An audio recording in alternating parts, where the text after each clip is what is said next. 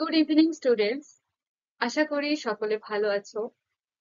তো তোমাদের সাহিত্য সঞ্চয়ন থেকে প্রথম পাঠের অন্তর্গত তৃতীয় অধ্যায় অর্থাৎ লেখক লিও টলস্টয়ের লেখা ইলিয়াস গল্পটি নিয়ে আমরা বিস্তারিতভাবে ব্যাখ্যা করে আলোচনা করেছি। তো আজকে সেই ইলিয়াস গল্পের একটু সারসংক্ষেপ, সারমর্ম, আহ, তার নামকরণ ইত্যাদি কিছু বিষয় নিয়ে সংক্ষেপে আলোচনা করব। তো চলো দেখে নেওয়া যাক।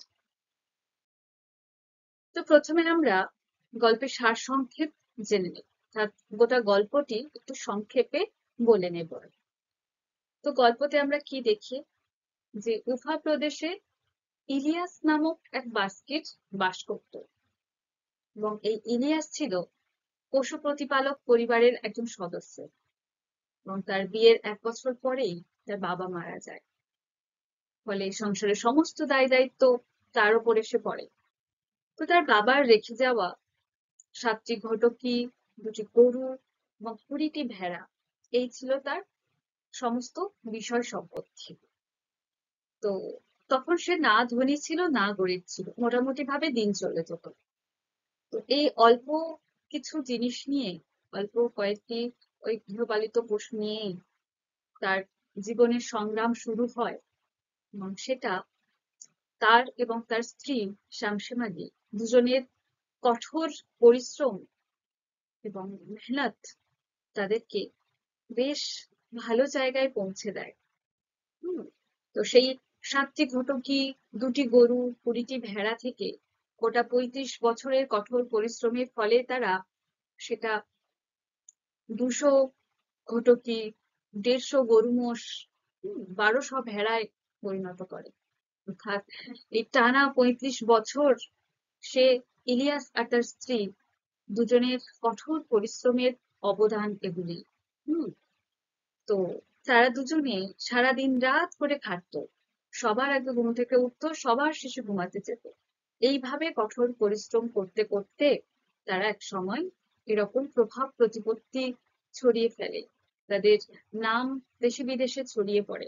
অনেক দূর দূর থেকে অতিথিরা আসতো তাদের সঙ্গে দেখা করতে। হুম। তো ওই সম্পত্তি, বৈভব, ঐশ্বর্য তারা কামায়। হুম। তো বলা যায় ঈর্ষান্বিত এক অর্থনৈতিক অবস্থায় পৌঁছায়। হ্যাঁ, যে আশেপাশের মানুষরা তাদেরকে দেখে হিংসা করতো, ঈর্ষা করতো। তো তারা যে সেই অল্প কিছু গরু ঘোড়া নিয়ে এতটা জার্নি, তাদের 35 বছরের টানা জার্নির ফলে এই এত বিষয় সম্পত্তি করেছে, এত নাম যশ, এত প্রভাব প্রতিপত্তি অর্জন করেছে, তার ফলে কিন্তু তাদের মধ্যে বিন্দুমাত্র কোনো পরিবর্তন লক্ষ্য করা যায়নি। তারা মানুষ হিসাবে একই রকম থেকে গেছে। তাদের ধন সম্পত্তি বৃদ্ধি পেয়েছে, কিন্তু তারা একই রকম থেকে গেছে মনের দিক থেকে। তার পরিচয় পাই আমরা তাদের আতিথেয়তার পরায়ণ মন দেখে। ইলিয়াস খুবই অতিথি পরায়ণ ব্যক্তি ছিল, যে যারা মানে অতিথিরা আসতো তাদেরকে প্রাণপণ তাদের সেবা করতো, যত্ন নিত। হম। তাদের কুমিজ, মাংস সবসময় রেডি রাখতো তাদের জন্য। হ্যাঁ। এছাড়াও তাদের জন্য ভালো ভালো উপহার, হ্যাঁ, এই সমস্ত কিছু তাদের জন্য তৈরি রাখতো। যত দূর থেকে যতজন অতিথি আসুক না কেন তাদেরকে আপ্যায়ন করতো, কখনো ফেরাতো না। হুম। কিন্তু এই যে বৈভব, ঐশ্বর্য, বিষয় সম্পত্তি বেশি দিন থাকলো না। তার 3টি ছেলে মেয়ে, 2টি ছেলে আর 1টি মেয়ে। বড় ছেলে মারামারিতে মারা যায়, এবং ছোট ছেলে যে, সে এক ঝগড়ুটে বউ বিয়ে করে তার বাবা মায়ের কথা সে মানত না, অমান্য করত। ফলে ইলিয়াস সেই তার ছোট ছেলেকে একটি বাড়ি আর কিছু গরু ঘোড়া দিয়ে তাকে বাড়ি থেকে তাড়িয়ে দেয়। তো যেহেতু তার ছোট ছেলেকে তার বাড়ি কিছু আহ, আহ, গরু ঘোড়া ভেড়া ইত্যাদি দেয়, ফলে তার সম্পত্তিতে একটু টান পড়ে, একটু সম্পত্তি কমে যায়। এরপর সেখানে তাদের যে ভেড়া ছিল, ভেড়াতে মড়ক লাগে, একটা মহামারী আসে, এসে তার অনেক ভেড়া মারা যায়, ফলে আরো কমে গেল। এরপর দেশে দুর্ভিক্ষ দেখা দিল, তার ফলে না খেতে পেয়ে বেশ গরু মোষ মারা যায়, যার ফলে আরো কমে যায়। এরপর শুধু এখানেই নয়, কিরগিজরা এসে তার ভালো ভালো ঘোড়া ঘটকি এগুলি চুরি করে নিয়ে চলে যায়, ফলে তার আর কিছু রইল না, অল্প কয়েকটি গৃহপালিত পশু তার পড়েছিল। অবশেষে তার যখন দিন না চলে, তখন সেই গৃহপালিত পশুগুলিও বিক্রি করে দেয়, এমনকি তার সেই তাঁবু, তার ব্যবহারিক কিছু জিনিস, তার শেষ সম্বলটুকুও একসময় বিক্রি করে দিতে বাধ্য হয়। সে সর্বহারা হয়ে পড়ে। ইলিয়াসের ছিল কেবলমাত্র একটা বোঁচকা, অর্থাৎ পুঁটুলি, যার মধ্যে তার অল্প কয়েকটি তার ব্যবহারিক জিনিস ছিল, বাদ বাকি সমস্ত কিছু বিক্রি করে দেয়। তো তার ছিল বলতে সেই একটা পুঁটুলি বা বোঁচকা আর তার স্ত্রী শামসুন্নি। তাছাড়া সে একেবারে সর্বহারা। তার না কোনো সম্পত্তি, না কোনো বিষয় আশয়, না তার কোনো ছেলে মেয়ে। যে ছেলেকে সে তাড়িয়ে দেয়, সে ছেলে এখন অনেক দূর দেশে আছে, তাদের কাছে তারা যেতেও পারবে না, এবং তার মেয়েটিও মারা যায়, তার বড় ছেলে তো আগেই মারা যায়। ফলে তাদের নিজের বলতে আর কেউ রইল না, এবং নিজেদের বলতে আর কিছুই রইল না, একেবারে সর্বহারা। তো তাদের এই অবস্থায় মোহাম্মদ শাহ নামক এক ব্যক্তি তাদেরকে তাদের বাড়িতে আশ্রয় দেয়, তাদের বাড়ির কিছু কাজ করে দেওয়ার বিনিময়ে তাদের বাড়িতে তাদের সারা জীবনের দায়ভার সে নেয়। তো এখানে মোহাম্মদ শাহর উদার মনের পরিচয় আমরা পাই, যে কিনা সেই বৃদ্ধ ইলিয়াস এবং বৃদ্ধা শামসুমাহিকে তার বাড়িতে রাখে, তার বদলে তাদের সমস্ত খাওয়া পড়া দেবে, তার বদলে তাদেরকে একটু কাজ করে দিতে হবে। তো তরমুজ খেতে মানে কাজ করবে, আহ এছাড়া গরু মোষদের দেখভাল করবে, আর শামসুমাগি বাড়ির সমস্ত কাজ বলতে কুমিজ তৈরি করবে, দুধ দুইবে, পনির তৈরি করবে, ইত্যাদি কাজ। তো এতে তারা একেবারে আহ অনেক খুশি হয়ে যায়, তাদের থাকার মতো একটা আশ্রয় মেলে, একটা ঠাঁই মেলে। তারা ইলিয়াস, তারা বলতে ইলিয়াস আর তার স্ত্রী শামসুমাদিকে বলছি। তো তারা ভাড়াটে মজুরের মতো বাকি জীবনটা কাটায় মোহাম্মদ শাহর বাড়িতে। তো মোহাম্মদ শাহর বাড়িতে তাদের প্রথম প্রথম অসুবিধে হতো, তার কারণ তাদের এই বিষয় সম্পত্তি প্রভাব প্রতিপত্তি সেরকম জায়গা থেকে মজুরে হয়ে লোকের বাড়ির মানে অন্যের বাড়িতে আশ্রিত হয়ে, তাদের মজুর হয়ে তাদের হয়ে কাজ করা, এটা তাদের কাছে মেনে নিতে একটু কষ্ট হচ্ছিল। হুম, এবং পরে পরে অবশ্য তারা মানিয়ে নেয়, ঠিক হয়ে যায়, অভ্যাসে পরিণত হয়ে যায়, এবং তারা মোহাম্মদ শাহর বাড়িতে কাজকর্ম করে এবং সেখানে বাকিটা জীবন কাটাতে লাগলো। তো একসময় একটা ঘটনা ঘটলো, যে মোহাম্মদ শাহর বাড়িতেও অনেক অতিথিরা আসতো। তো যেহেতু ইলিয়াস সে কিনা একসময় মনিব ছিল, তাই আহ অতিথি পরায়ণ মন তারও ছিল, মানে সে সবটা ভালোভাবে সামলাতে পারতো, কোথায় কার সাথে কেমন আচরণ করতে হবে, কেমন ভাবে আতিথেয়তা পালন করতে হবে, সে সবটা জানে। তাই মোহাম্মদ শাহরও একটু সুবিধে হলেও মোহাম্মদ শাহ তার সেই বৃদ্ধ ইলিয়াস এবং বৃদ্ধা শামসুমাইকে দেখে তার একটু কষ্টই হতো। তো যাই হোক, সেই ঘটনার কথা এক সময় তার বাড়িতে বেশ কিছু অতিথি আসে, মোহাম্মদ শাহর বাড়িতে। তো দেখা যায় যে যে অতিথিরা আসে বেশ দূর থেকে, তার মধ্যে একজন মোল্লাও ছিলেন।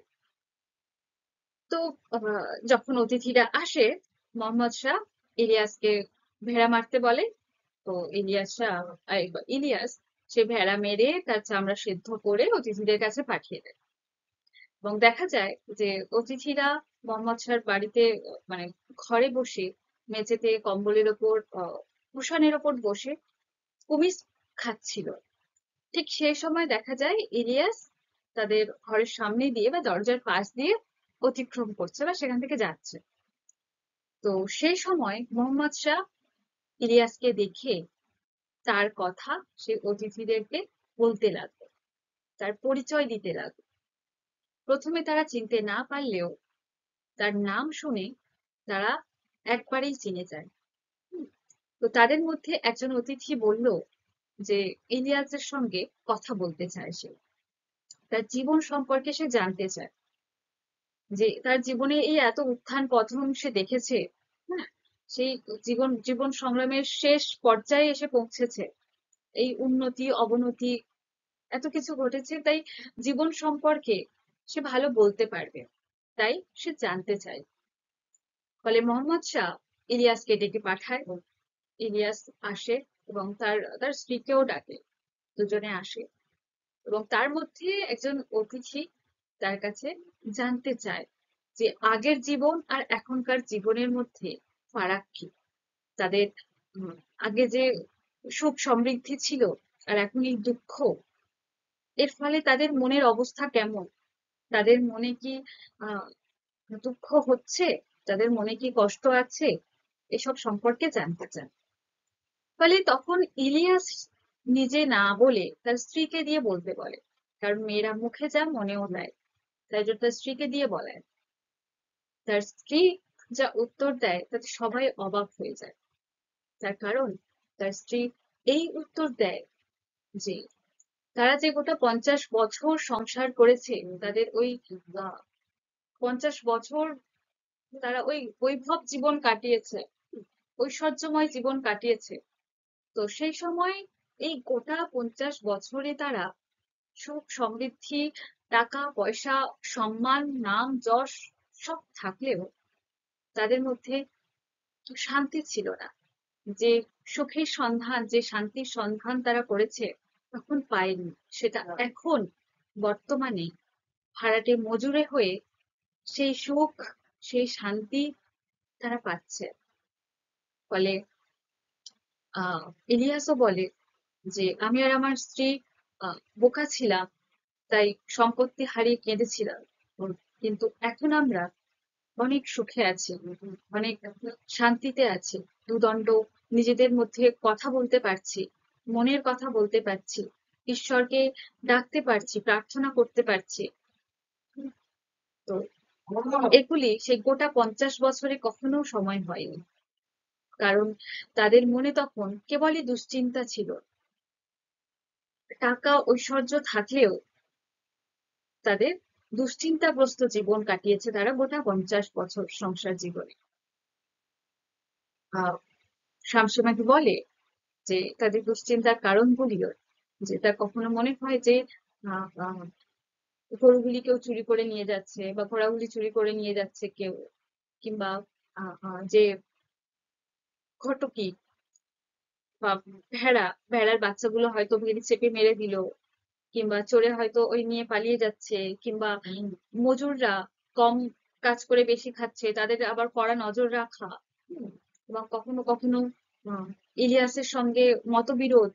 হুম, তো এই এছাড়া অতিথিরা যখন আসবে তাদেরকে কি খেতে দেবে না দেবে, তাদেরকে কি উপহার দেবে না দেবে, পাছে লোকজন খারাপ কটু কথা না বলতে পারে, হ্যাঁ, তো ইত্যাদি সমস্ত কিছু মিলিয়ে তারা সুখে ছিল না, সমৃদ্ধিতে ছিল, ঐশ্বর্য ছিল, বৈভব ছিল, কিন্তু সেই সুখ, সেই শান্তি তারা পায়নি, যেটা এখন ভাড়াটে মজুরে হয়ে পাচ্ছে। তার কারণ এখন কেবল প্রভুর সেবা করে তারা, যতটা পারে সাধ্য মতো তারা প্রভুর সেবা করে, সময় মতো টাইম মতো খাওয়া পায়, পড়া পায়, তারা নিজেদের মধ্যে কথা বলতে পারে, ঈশ্বরকে ডাকতে পারে, যেগুলো বললাম। ফলে তারা এখন অনেক সুখে আছে। তো এই কথা শুনে অতিথিরা হাসলো, কিন্তু ইলিয়াস বলল সিরিয়াস ভাবে যে এটা হাসির কথা নয় বা ফুর্তির কথা নয়, এটা তোমাদের কল্যাণের জন্যই বলছি, এটাই মানুষের জীবন, এটাই জীবনের সার সত্য, এটাই বাস্তব। হুম, কেবল বৈভব ঐশ্বর্য টাকা পয়সা থাকলেই শান্তি পাওয়া যায় না। হুম, এই আহ, তো তারা তবুও হাসলে। তাদের অতিথিদের মধ্যে যে মোল্লা ছিলেন তিনি বললেন যে ইলিয়াস একদম ঠিক কথাই বলেছে। হুম, এটা পবিত্র ধর্মীয় গ্রন্থেও উল্লেখ করা আছে এই সমস্ত কথা। তখন সেই অতিথিরা তার কথা শুনে তারা ভাবতে বসলো, তারা জীবন সম্পর্কে একটু ভাবলো। তো এই হলো গোটা গল্প। এবার আসি গল্পের সারাংশ। অর্থাৎ এর মধ্যে মূল বিষয়বস্তু কি।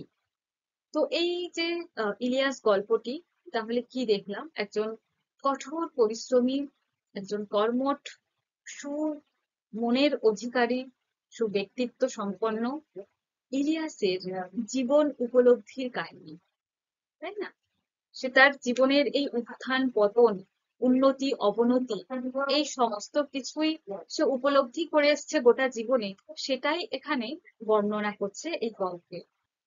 তো গল্পটি শুরু হয় ইলিয়াসের বাবা মারা যাওয়ার পর তার জীবন সংগ্রাম থেকে, এবং শেষ হয় ইলিয়াসের এই গোটা জীবন সংগ্রাম থেকে পাওয়া শিক্ষা বা জীবন বোধের কথা, জীবনাদর্শনের কথা দিয়ে, এবং যেগুলি সে অতিথিদেরকে জানানোর আহ, প্রয়াস করে।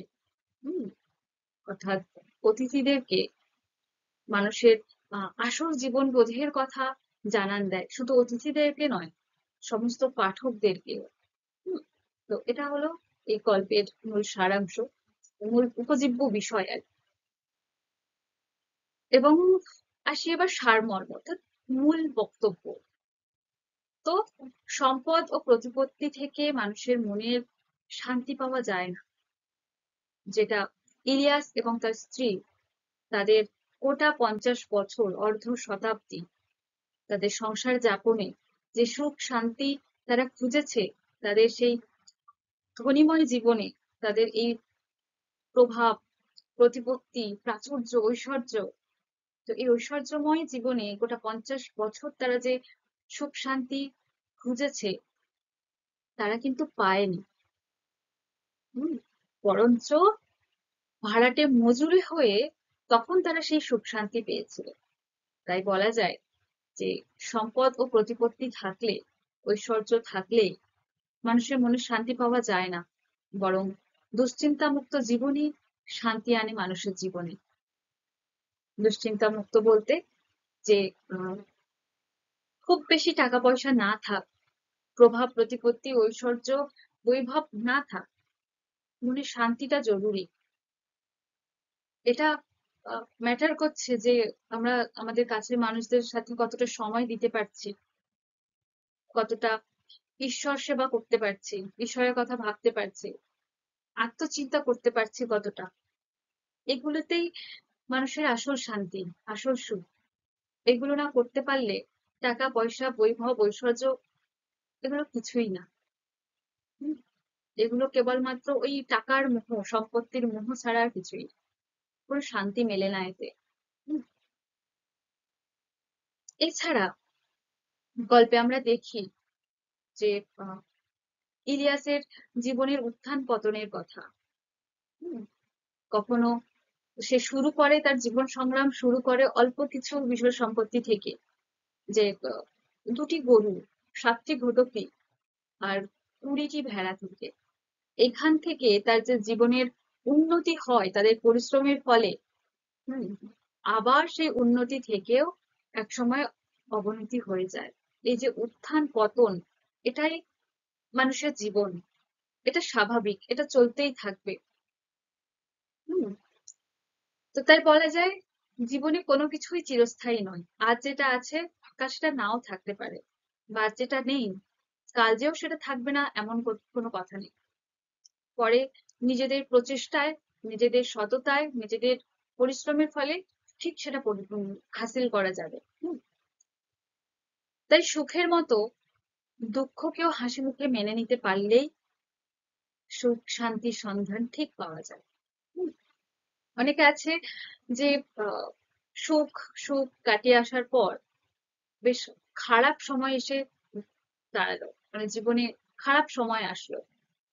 তো সেই খারাপ সময়গুলোতে ভেঙে পড়লে চলবে না, সেগুলোকেও হাসি মুখে মেনে নিতে হবে সুখের মতোই। সুখ পেলে যেমন আমরা হাসি মুখে আহ থাকি, হ্যাঁ, খুশি খুশি থাকি, তেমনি দুঃখকেও হাসি মুখে পার করতে হবে, মেনে নিতে হবে যে এই দুঃখ, এটাও তো চিরস্থায়ী নয়, এটাও কয়েকদিন পর কেটে যাবে।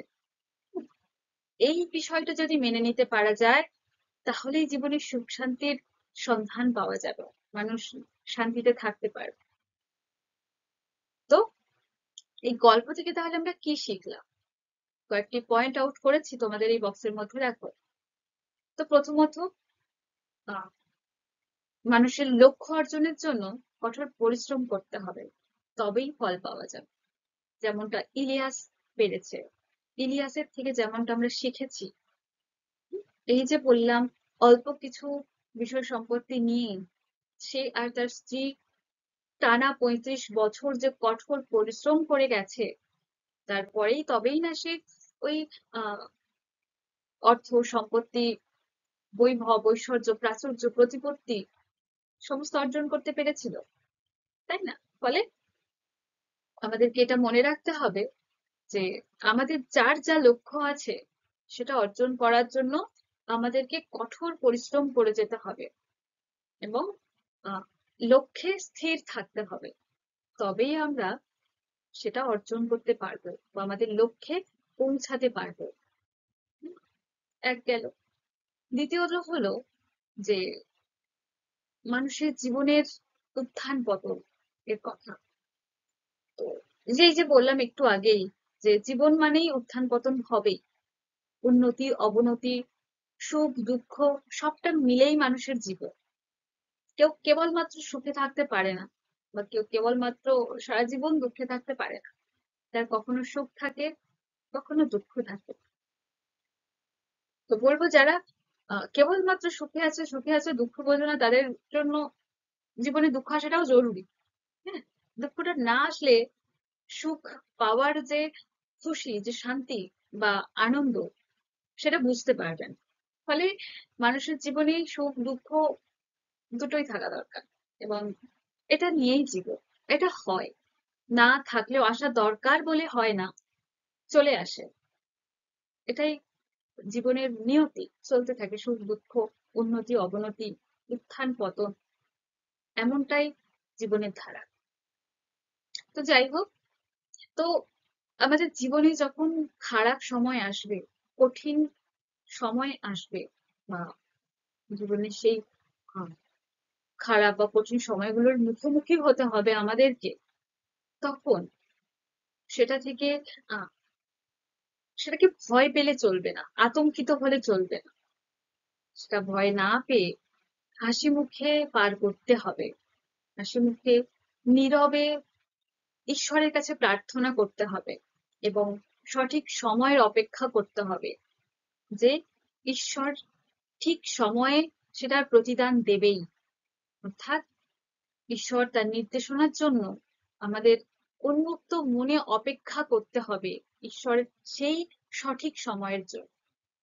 অর্থাৎ খারাপ সময়গুলিতে ভয় না পেয়ে আমাদের চুপচাপ সেটাকে অতিক্রম করার চেষ্টা করতে হবে নিজেদের চেষ্টায়, এবং ঈশ্বরের কাছে চেয়ে নিতে হবে, ঈশ্বরের কাছে প্রার্থনা করতে হবে, এবং ঈশ্বরের দেওয়া সেই সঠিক সময়ের জন্য অপেক্ষা করতে হবে।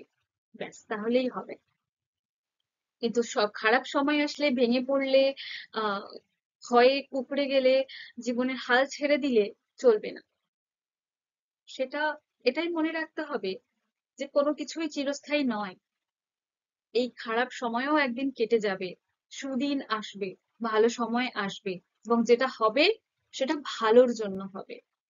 ঈশ্বরের দেওয়া সেই ভালোটার জন্য অপেক্ষা করে থাকতে হবে, বেশি আকপাক করলে চলবে না।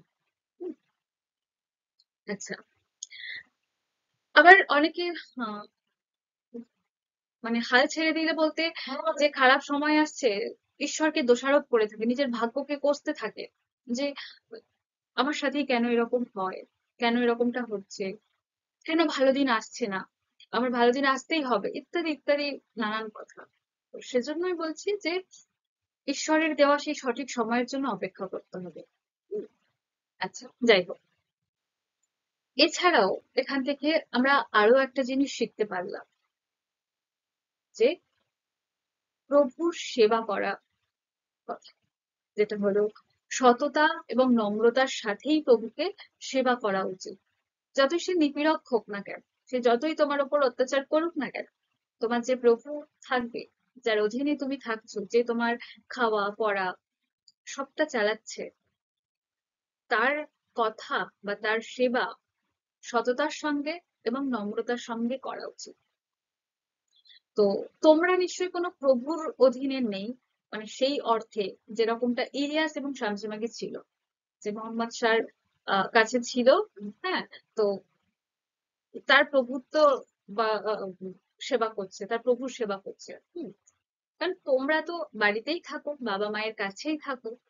তো এটা থেকে এটা বলতে চাইছি যে বাবা মা তারা তারা বকাঝকা করে ভালোর জন্যই বকাঝকা করে। তো তাই বলে তাদের কথা শুনবে না, উগ্র মেজাজ করবে, এটা একদম না। এখান থেকে এটা শিক্ষণীয় বিষয় বা এটাই এটাই শেখার যে বড়রা যাই বলুক, রাগ করুক, খারাপ কথা বলুক, কিন্তু তোমরা সেটা বলবে না। তোমরা তোমাদের জায়গায় আহ, ঠিক থাকবে, তোমাদের সততা নম্রতা সেগুলো যেন সবসময় বজায় থাকে, ব্যাস। আচ্ছা, এবার আসি নামকরণে।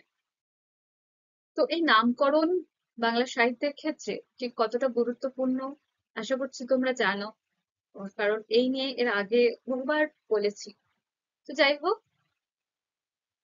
তো এই তার কারণ নামকরণের জন্য অর্থাৎ কোনো কবিতা, গল্প বা উপন্যাস, সেই নামকরণের মধ্যে দিয়েই গোটা গল্পের বা গোটা উপন্যাসের বা গোটা কবিতার মূল ভাব বা কতকটা ভাব পরিস্ফুট হয় এবং পাঠকরা আকর্ষণীয় হয়। ফলে এই নামকরণ বিষয়টিকে পাঠকরাও যেমন গুরুত্ব দেয়, তেমনি কবিরা, লেখকরা বা ঔপন্যাসিকরা বা সাহিত্যিকরা বেশ গুরুত্ব দেয়। হুম, তো তো এই নামকরণ কখনো কখনো চরিত্র কেন্দ্রিক হয়ে থাকে, কখনো ব্যঞ্জনাধর্মী হয়ে থাকে। হুম, তো এখানে আমাদের আলোচ্য গল্প ইলিয়াস, এই গল্পের নামকরণ হয়েছে মূলত চরিত্র কেন্দ্রিকের ওপর। তো তার কারণ এই গোটা গল্পটি, গোটা কাহিনীটি ইলিয়াসকে কেন্দ্র করেই গড়ে ওঠে। তার জীবনের উত্থান পতনের কথা, তার গোটা জীবন সংগ্রামের কথা এখানে বর্ণিত হয়েছে। তার জীবনের অভিজ্ঞতা থেকে পাওয়া তার সেই জীবন বোধের কথা। অর্থাৎ খোলসা করে বললে যে এই গল্পটা আমরা দেখি যে শুরু হয় আহ ইলিয়াসের কথা দিয়েই। হুম, মূলত ইলিয়াসের জীবনের কথা এবং ইলিয়াসের বাবা মারা যাওয়ার পর থেকে ইলিয়াসের জীবনে যে সংগ্রাম শুরু হয়, সে যে সেই অল্প কতকটা, এই যে বললাম একটু আগেই যে আহ, দুটি গরু, 7টি গুটকি, 20টি ভেড়া, এখান থেকে তার জার্নি শুরু হয় এবং তার এবং তার স্ত্রীর কঠোর পরিশ্রমের ফলে তারা একসময় সেই 7টি ঘটকি, 2টি ঘোড়া, 2টি গরু এবং 20টি ভেড়া থেকে তারা 200টি ঘোড়া, 150টি গরু মোষ এবং 1200 ভেড়াতে পরিণত করে। হুম, তো এই যে আহ অল্প কিছু বিষয় সম্পত্তি থেকে এতটা ধনী হয়ে ওঠা বা এতটা প্রভাব প্রতিপত্তি ঐশ্বর্য নাম যশ অর্জন করা, এগুলো তো আর এমনি এমনি হয়ে যায় না। তার পিছনে এই যে আম, ইলিয়াস এবং তার স্ত্রীর যে কঠোর পরিশ্রম রয়েছে, তাদের দিন রাত এক করা যে মেহনত এবং সততার সঙ্গে তারা যে এগিয়েছে, তবেই তারা সেই প্রভাব প্রতিপত্তি অর্জন করতে পেরেছে, সুনাম অর্জন করতে পেরেছে। তো এর ফলে যে এই যে গোটা সংগ্রামটা, গোটা 50 বছরের সংগ্রাম, হুম, তো এই জীবন সংগ্রাম থেকে এবং শেষ অবধি দেখি আমরা তার জীবনের অবনতির কথা, তার জীবনের পতনের কথা, যে ইলিয়াসের আহ সম্পত্তি কিভাবে আস্তে আস্তে আস্তে আস্তে ধ্বংসের পথে এগোয়, কিভাবে সে একেবারে সর্বহারা হয়ে যায়।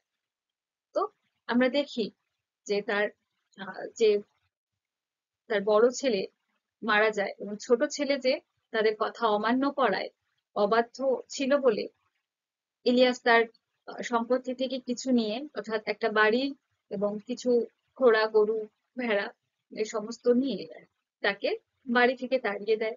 এর ফলে তার সম্পত্তি কমে যায়। এরপর ভেড়াতে মড়ক লাগে বা মহামারী এসে তার ভেড়াও অনেক মারা যায়। তারপর দেশে দুর্ভিক্ষ দেখা দেয়। দুর্ভিক্ষের ফলেও অনেক গরু মোষ মারা যায় না খেতে পেয়ে। তারপর কিরগিজরা এসেও তার ঘোড়া, গরু চুরি করে নিয়ে চলে যায়। এবং তারপরেও তার যে অবশিষ্ট কিছু ছিল, অবশিষ্ট কিছু গৃহপালিত পশু এবং তার যে তাঁবু মানে ঘর বা তার ব্যবহারিক দামি দামি ব্যবহারিক কিছু জিনিস ছিল, সেগুলিও বিক্রি করে দেয়, দিতে বাধ্য হয়। এবং পরে ভাড়াটে মজুরি হয়ে বাকি জীবনটা কাটায়। হ্যাঁ, তো এই যে উত্থান থেকে পতন, অর্থাৎ উন্নতি থেকে অবনতি, এই যে গোটা জীবন সংগ্রাম যে চালিয়ে এসেছে ইলিয়াস এবং তার স্ত্রী, হুম, তো এই গোটা জীবন সংগ্রাম থেকে পাওয়া তার যে অভিজ্ঞতা বা মানে মানে এই অভিজ্ঞতা থেকে পাওয়া যে জীবন বোধের কথা, হুম, বা জীবন দর্শনের কথা, সেটাই এই গল্পে বর্ণিত হয়েছে। হ্যাঁ, লেখক সুন্দরভাবে ফুটিয়ে তুলেছেন ইলিয়াসের চরিত্রের মধ্যে দিয়ে, বা ইলিয়াসের গোটা জীবনের অভিজ্ঞতা থেকে, তার গোটা জীবনের সংগ্রামের কথার মধ্যে দিয়ে আসলে মানুষের বাস্তব জীবনের কথা তিনি তুলে ধরছেন, মানুষের বাস্তব জীবন বোধের কথা, জীবনাদর্শনের কথা, মানুষের জীবনের সার সত্য তিনি তুলে ধরেছেন। তো এই যে গোটাটা হয়েছে, সেটা মূলত ইলিয়াসকে কেন্দ্র করে, ইলিয়াসের জীবন কাহিনীকে কেন্দ্র করে।